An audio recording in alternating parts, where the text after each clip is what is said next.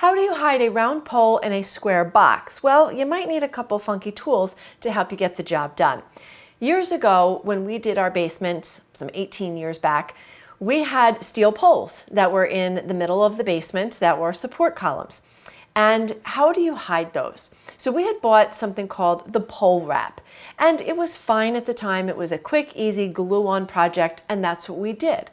We didn't have as advanced DIY skills that we do today. So when we had our basement renovation done back in January, I said to my husband, I really hate those round poles with the pole wrap. Let's upgrade to more classic boxed out columns. So I sent him to the store to buy the lumber, and I tackled the plan, and it is so easy. Now make sure that you subscribe, because my goal here is to bring you DIY that is doable, okay? We save you money, stress, and time. So let's see how we build a box around our poles. So you need a few simple supplies. Now, you need Irwin clamps. If you have never used these or bought them, they are so worth the money. I love these clamps. I've used them for all sorts of projects. They come in different sizes. So this was a must for building this box. We also found a need for this wonky gadget. You may have seen this on Instagram or on Facebook, and you're like, what the heck is this, right? Look at it. It is such a valuable tool for those hard to reach spaces where you need to drive a screw. So very grateful for this tool. I think I paid $10 for 3 of them. I will have links for some of the tools that I've used in this project so that you can go and see if you want to buy them yourself. So the other things that we needed for this were pine planks. What you need to do is measure the width of your pole, and you want to buy wood planks that are a little bit wider than your pole. In our case, we went about a ½ an inch wider. So we used 1x6s, which are technically 3/4 of an inch by 5½ inches. And that was just enough to box out the pole and keep it enclosed, and had just a little bit of wiggle room inside. Now, when you go to buy wood planks for this kind of a project, because you are painting it and you want a nice finish, you don't want to buy common pine boards. You want to buy the Premium Select. Spend a couple dollars more per board. It will involve less sanding, less prep work. You won't have as many knots, and your finished product will look a lot nicer. Now, make sure when you go to buy your lumber that you are getting boards that are perfectly straight. So perfectly straight meaning the length reaching out, that it doesn't bend either direction, but even more importantly, that it's not torqued or warped from end to end. So you need them to be 4 perfectly square pieces for this project to go easily.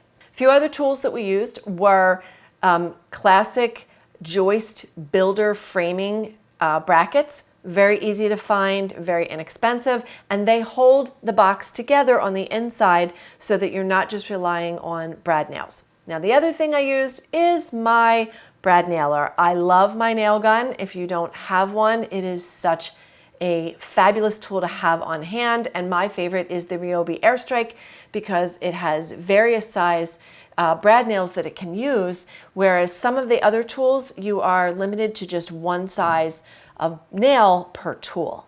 The first thing you're going to do is cut your 4 boards to the length of your post. You're going to need a long workspace so that you can lay the boards out so that they are fitting one against another, creating a U. You will use the metal brackets on the inside of your U to stabilize and solidify. Once you have your U-shaped box finished, you're going to carry it over to your pole, and you're going to position it around your pole and then get your 4th plank. At that time, you're going to use a level and check for plumb. You also then are going to clamp it. You're going to clamp it so that it holds all 4 of those pieces together so you can finish nailing that 4th piece into place. After it was installed and we had it secure to itself, we made sure that it was square to the ceiling and to the wall adjacent, and then we drove a screw into the very top of our box to the joist overhead. Now, if you can anchor it to the floor, you can do that as well. Once that was done, we cut some trim molding, we capped the top and the bottom, and we caulked and we touched up the paint. So here are my finished columns. I'm thrilled with the way they turned out. They are classic, they are fresh and clean.